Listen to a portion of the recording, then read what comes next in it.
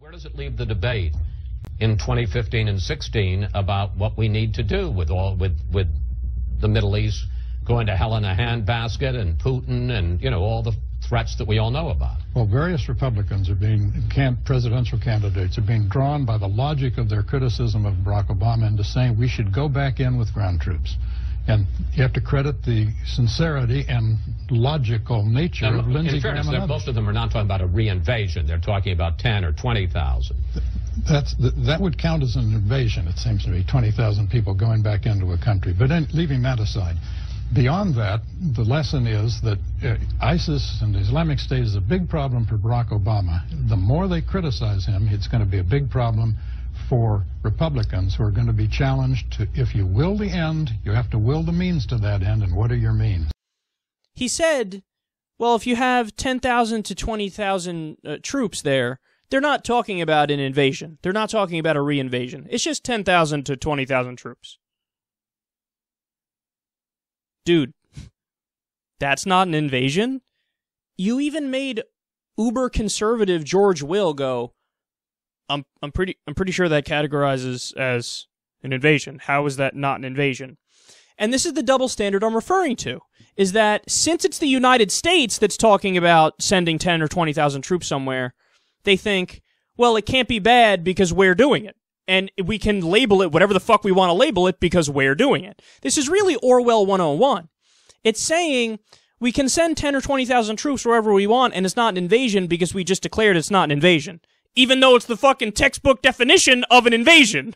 We did it, therefore we get to call it whatever we want. We can call it frolicking in a field of dandelions, and then the media has to run with it because that's how we decided to label it. And whatever we say, the government or the talking heads, by definition, is correct. Now, to really understand how ridiculous this is, flip the script. Flip the script. Imagine it was another country that did the same thing.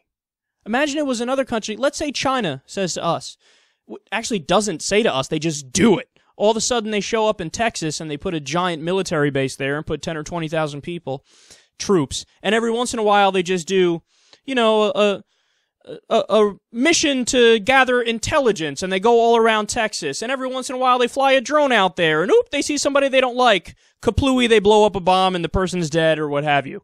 How would the U.S. react? Would we have the same nuanced take on it? Guys, calm down. It's only 10 or 20,000 troops. It's not an invasion. This isn't an act of war. They're just doing some intelligence gathering and some drone surveillance and some maintenance war and some maintenance attacks.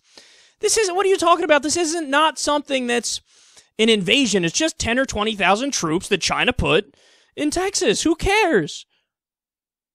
No. All of the media, across the board, liberal, conservative, whatever, they'd all be like, oh, we've been invaded, everybody cry, everybody run, everybody protect your grandmother, what's happening? This is ridiculous. People can't do this to us. We're just allowed to do it to them. I think these are the little things that when people in other countries look at like the internal dialogue America has, they just fucking facepalm. They just facepalm.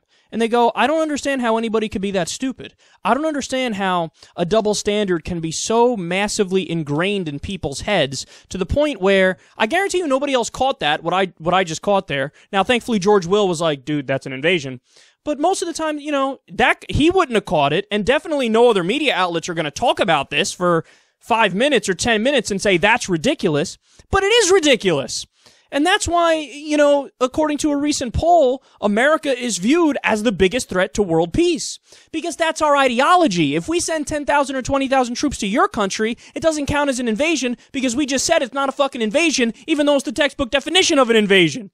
So if we kill 100,000 or 200,000 civilians in Iraq, for example, well, we didn't mean it, so piss off. You can't come after us with the International Criminal Court. You can't crack down on us through the UN. You can't make us abide by international law because we get to do whatever we want, and we could just claim, well, we mean well, and when we do it, it's different than when other people do it, so everybody can, shut the fuck up, basically.